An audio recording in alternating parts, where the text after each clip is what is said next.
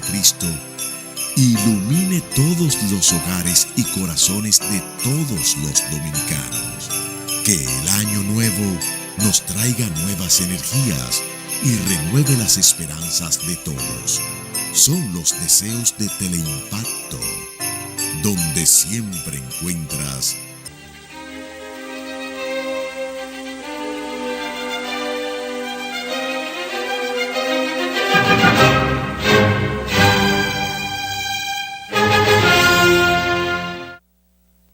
Saludos dominicanos, por el territorio de la República. Les habla Lopone Payananita y vamos a cerrar la semana recapitulando algunas cuestiones importantes que hemos tocado y de las cuales pues todavía nos falta mucha información, porque como ustedes saben, en este país no hay libertad de prensa. La prensa está condicionada porque cuando no está bajo el control de los grupos económicos, está bajo el control de los grupos políticos o de ambos, ¿no? Y entonces ahí se publica lo que a ellos no les perjudica. Todo lo que a su juicio puede darle algún daño en sus intereses económicos o sus intereses políticos, eso no se publica. Por eso ustedes no ven nada de lo que yo escribo en ninguno de los periódicos. ¿Y ustedes saben por qué? Porque en casi todos los periódicos el que está presente del lado político se llama Leonel Fernández. Y como yo responsabilizo a Leonel Fernández de haber iniciado todo este proceso que culmina con la fusión con Haití, él es responsable de ese proyecto. Eso está en el informe de Jacques Attali, por el cual él pagó $1 millón, que tendrá que explicar algún día de dónde lo sacó, ¿no? Entonces, él ha sido presidente 13 veces en este país. Y yo sostengo que la Constitución de la República debe ser modificada y prohibir la reelección durante 50 años. Que no pueda haber reelección. Y después de 50 años, cuando hayamos rotado la presidencia muchas veces, entonces le demos importancia a los programas. Porque se dice, no, porque entonces yo en 4 años no puedo terminar la labor que yo tenía pendiente. Ajá. ¿Y para qué entonces se planifica el desarrollo de un país? ¿Para que se hagan en 4 años? No, es para que cada presidente en su mandato avance los objetivos que se ha trazado la nación en beneficio del pueblo dominicano. Y no es una cosa caprichosa, porque ahora está de moda la visita sorpresa de Danilo Medina. Desde un punto de vista administrativo, eso es sencillamente un dislocamiento del orden administrativo. ¿Por qué? Porque no obedece a un plan. Es una improvisación. ¿Qué tiene de positivo? Bueno, pues que como no había aquí en ninguno de los departamentos de la administración pública, me refiero a los ministerios, un plan coherente que permitiera llegar de forma sistemática, organizada, a todos los sectores productivos de la nación, para sustituir. ¿Ustedes recuerdan aquello de sustitución de importaciones, que fue una política que permitió que se desarrollara la nación dominicana?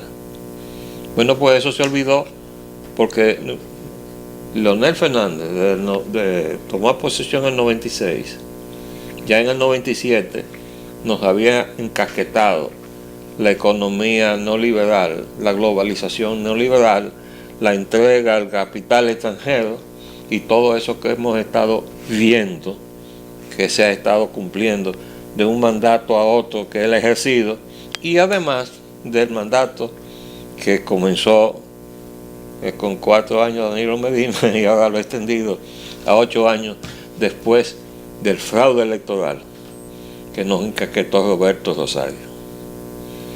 Porque aquí no se quiere hablar de eso. Tuvimos un fraude electoral. Todo lo demás es pamplina. eso del sistema electrónico que iba a darnos un resultado el mismo día de las elecciones. No, todo eso se hizo y costó 39 millones de dólares, de los cuales tendrá que dar cuenta también Roberto Rosario, en un tribunal de la República.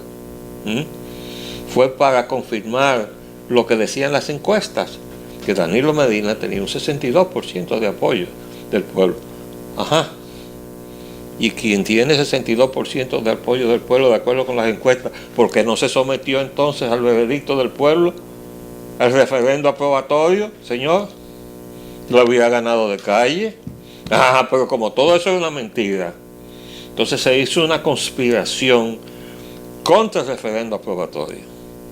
Y por eso el proyecto de ley que exige la Constitución de la República para que la Junta Central Electoral cumpla con el cometido que le impone la propia Constitución, de que cuando se modifica la Constitución en algunos de sus aspectos relevantes, como se hizo con el asunto de la reelección, hay que llamar y consultar al pueblo con un referendo aprobatorio. ¿Por qué no lo hizo la Junta Central Electoral? Bueno, porque no estaba preparada. No, ellos comenzaron a prepararse. ¿Por qué? Porque 1 año y 6 meses antes del momento en que necesitaron convocar al referendo aprobatorio, ellos prepararon el proyecto de ley y se lo depositaron a Reinaldo Pared Pérez, que era presidente del Senado y ahora volvió a ser presidente del Senado, después de decirle al grupo ese que está ahora todavía en la Junta Central Electoral, 4 días antes de las elecciones: si somos reelegidos, los vamos a confirmar a todos ustedes. ¿Se va a olvidar de eso? Reinaldo Pared Pérez debe estar descalificado para estar opinando sobre la cuestión de los miembros de la Junta Central Electoral, porque él hizo un compromiso con los que están ahí, que no lo ha podido llevar a cabo porque se revolteó la oposición. Siquiera hizo algo la oposición, después que se dejó encaquetar el fraude electoral que preparó Roberto Rosario. Bueno, pero Reinaldo Pared Pérez debía responder de alguna manera de dónde está el proyecto de ley que Roberto Rosario le entregó el 13 de diciembre del 2013 y que después el propio Senado de la República, a petición de Rafael Percival Peña, le dio una certificación diciendo que eso nunca había existido en el Senado. De modo que Reinaldo Pared Pérez se metió el proyecto de ley en un bolsillo y ni siquiera lo depositó en el Senado. Pero debería requerírsele. ¿Y cuál es la responsabilidad que tiene Roberto Rosario? Que después de haber preparado el proyecto de ley y haberlo hecho 1 año y 6 meses de antelación, cuando él lo necesitó, que no estaba disponible, él no lo dijo, él debió haberlo denunciado, él debió haber reclamado, debió convocar la prensa y decir: yo quiero que me digan dónde está el proyecto de ley que depositamos en manos del presidente del Senado, a él que explique dónde está. No, se quedó callado. Y precisamente para premiar esa actitud fue que vino la declaración de Reinaldo Pared Pérez 4 días antes de las elecciones: si salimos reelegidos, los vamos a confirmar a todos ustedes. Eso fue un toma y daca, como fue un toma y daca también el que, si ustedes me apoyan, que fue lo que le dijo Danilo Medina a todos los congresistas, yo voy a apoyar la reelección de cada uno de ustedes. No fue así. Entonces, ahora no se quiere hablar de esas cosas, pero esa es la verdad. Y todo lo demás es un allante, porque, bueno, ya nos repartimos la cosa, y esa oposición, que no es oposición nada, se sentó ahí, no debió estar en el Congreso. No, pues ya están sentados en el Congreso. Y hablando del 2020, ¿qué es 2020? Ahí está Leonel Fernández preparándose para marcharle otra vez al poder en el 2020. ¿Por qué? Bueno, es un hombre demasiado ambicioso, ha sido presidente 3 veces. ¿Usted sabe lo que es ser presidente 3 veces de este país? Y no está conforme, quiere ser presidente 4 veces. Lo que pasa es que el poder político es una coraza de protección de los intereses económicos que se contraen desde el poder. Y como él no puede dar cuenta de los bienes y el patrimonio que él sostenta, él lo ostenta puesto que Funglode es su obra.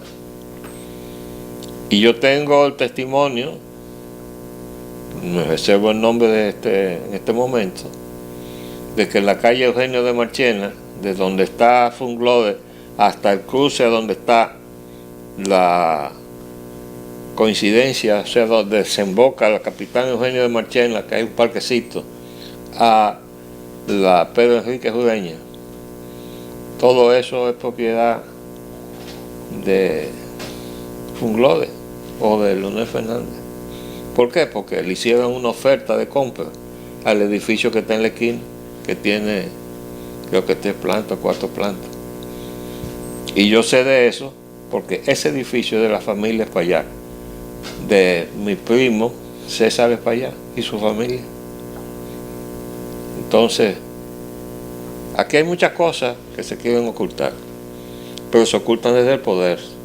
Lo mismo que hizo Lula en Brasil, que le costó entonces la remoción del poder a la pobre Dilma Rousseff, que era la única inocente de la corrupción del Brasil. El que hizo toda la corrupción del Brasil, y cuando él dijo respecto a Dilma, ella es inocente, él sabía lo que estaba diciendo. Ese Lula da Silva, Lula da Silva, Luis Ignacio, miembro del Diálogo Interamericano, igual que Leonel. Y por eso la corrupción del Brasil y la de República Dominicana parecen calcadas, porque están hechas por 2 miembros del Diálogo Interamericano. Y vayan a averiguar en Chile qué está pasando con Michelle Bachelet, que está siendo investigada por corrupción, miembro del Diálogo Interamericano también. Es que usan la corrupción como instrumento para alcanzar y retener el poder, porque desgraciadamente hay gente que se corrompe y admite la repartidera, y por eso nada menos que Temístocles Montá dijo que el PLD, la corrupción había hecho metástasis. Para los que no están familiarizados con el término, metástasis es un término médico que se utiliza cuando el cáncer se riega por todo el cuerpo y lo cubre todo. Entonces se dice que el cáncer ha hecho metástasis. Bueno, ese fue el término que usó Temístocles Montá para describir la situación del partido, del cual él es ministro. No sé cuántos años, creo que tiene 14 años siendo ministro. Y el otro día le sacaron cuenta de toda la familia que la ha encasquetado en la administración pública, porque en eso sí son hábiles y bueno, vamos a decir, generosos, el PLD, para mantener el poder, darle facilidades a sus cuadros.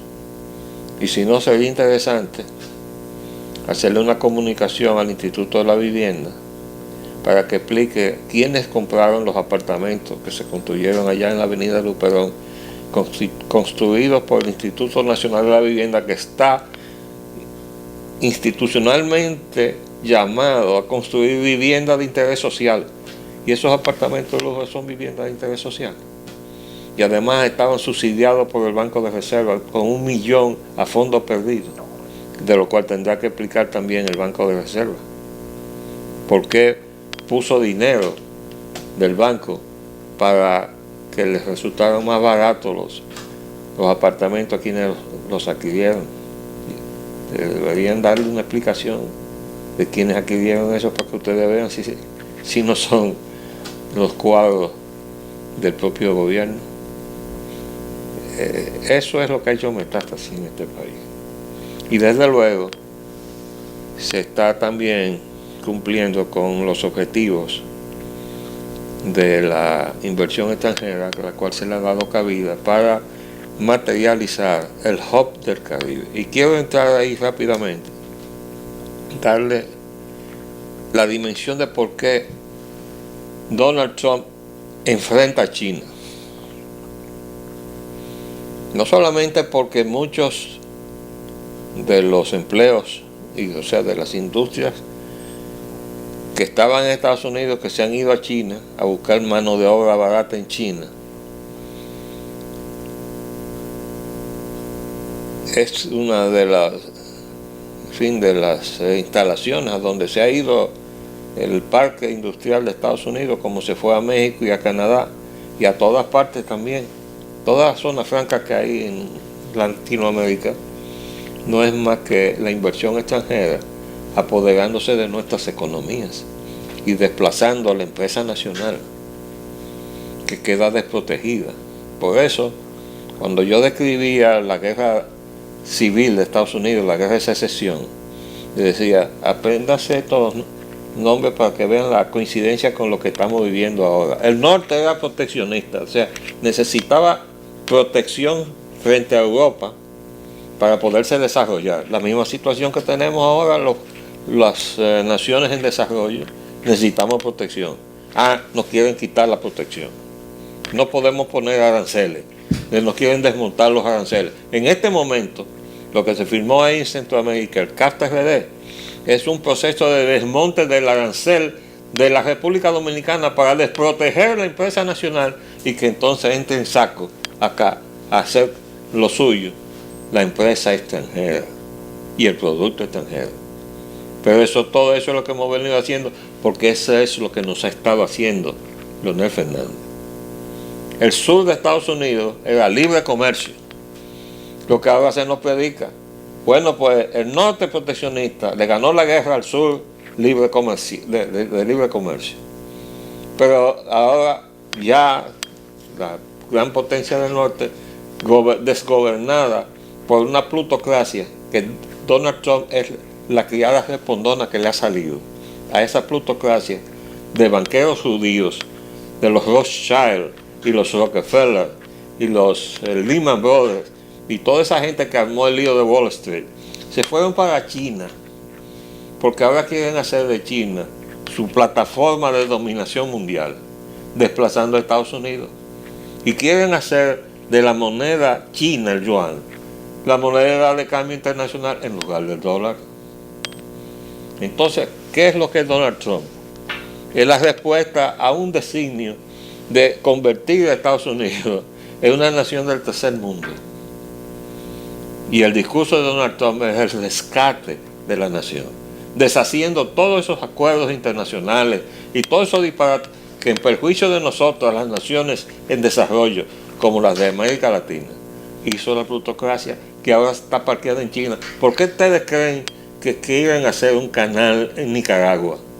Los chinos. No son los chinos, son los banqueros judíos, que como las grandes embarcaciones para ellos quieren crear una vinculación de doble camino entre la economía china y la de Latinoamérica, o sea, el cono sur. Y como el canal de Panamá era muy estrecho para las grandes embarcaciones que ahora se usan, que ahora tuvieron que ampliar el canal, bueno, planificaron el canal por Nicaragua. Pero el canal de Nicaragua era de los nicaragüenses, no, de los chinos tampoco, de la plutocracia judía que está parqueada en China. Ustedes no vieron cómo el presidente de la refinería dijo, explicando, no hemos comprado un barril de petróleo a Venezuela este año, porque todo el petróleo de Venezuela está comprometido con China. Y averiguan a ver las transacciones que se está haciendo con Brasil y las que se han ido haciendo una por una con todas las naciones del cono sur, o sea, del hemisferio sur, porque eso es lo que ha sido el plan. Pero desde luego, todo eso en perjuicio de Estados Unidos, y por eso está Donald Trump ahí. ¿Nos entendemos? Proteccionismo. Bueno, el proteccionismo nosotros lo necesitamos. ¿Por qué? Porque sencillamente nosotros no podemos destruir el aparato productivo nacional. Además de que si usted va a planificar lo que su país necesita, lo primero que necesita su país es la comida que se va a comer, para que no se repita lo que hicieron los venezolanos, que tenían la gran riqueza del petróleo y no sembraban nada, pero de repente se les desplomó el precio del petróleo y ahora están pasando hambre. Por eso están los venezolanos aquí, se ha llenado de todo de venezolanos, huyendo de la desgracia de su país. ¿Por qué? Porque usted no puede descuidar lo que es primero. Lo primero va primero, la alimentación del país. Y eso necesita que haya una agricultura organizada, pero no como lo está haciendo Danilo Medina, una visita aquí y otra allá, no, programas sostenidos de un mandato a otro de 4 años, que ningún presidente se quede más de 4 años.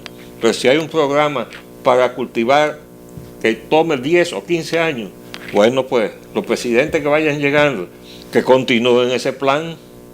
Eso es lo que se hace cuando usted sabe lo que está haciendo.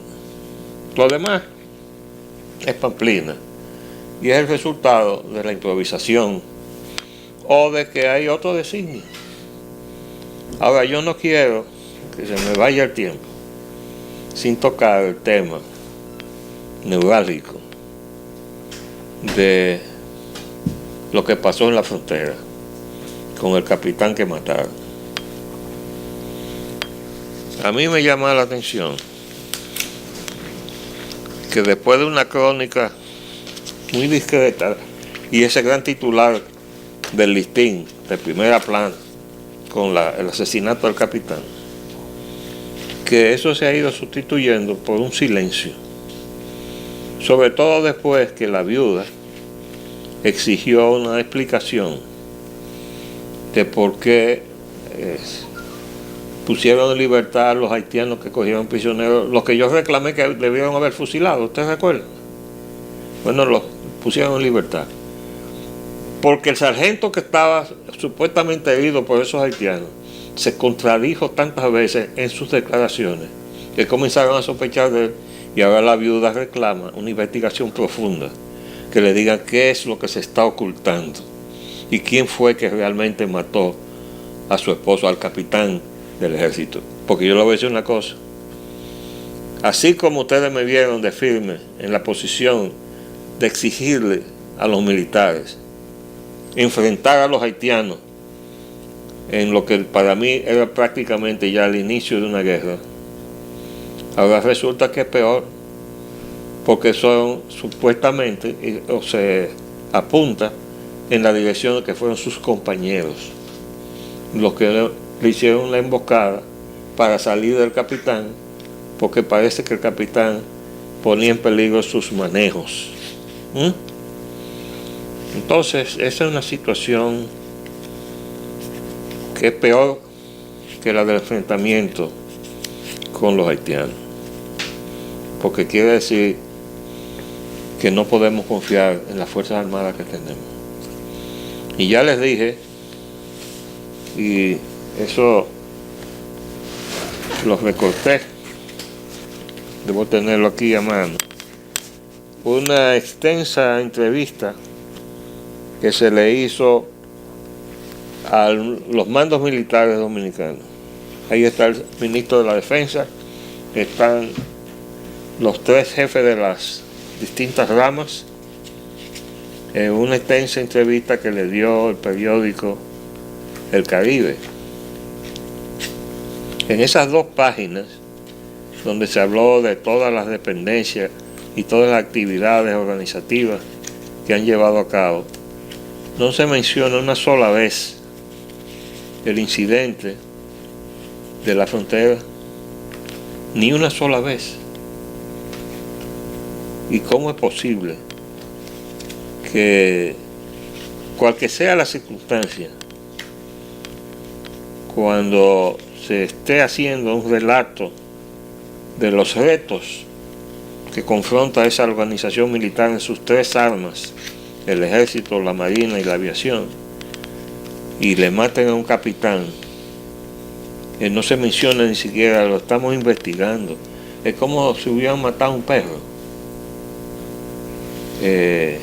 yo le reclamo al ministro que le dé una explicación al país sobre qué es lo que sucedió con la muerte de ese capitán.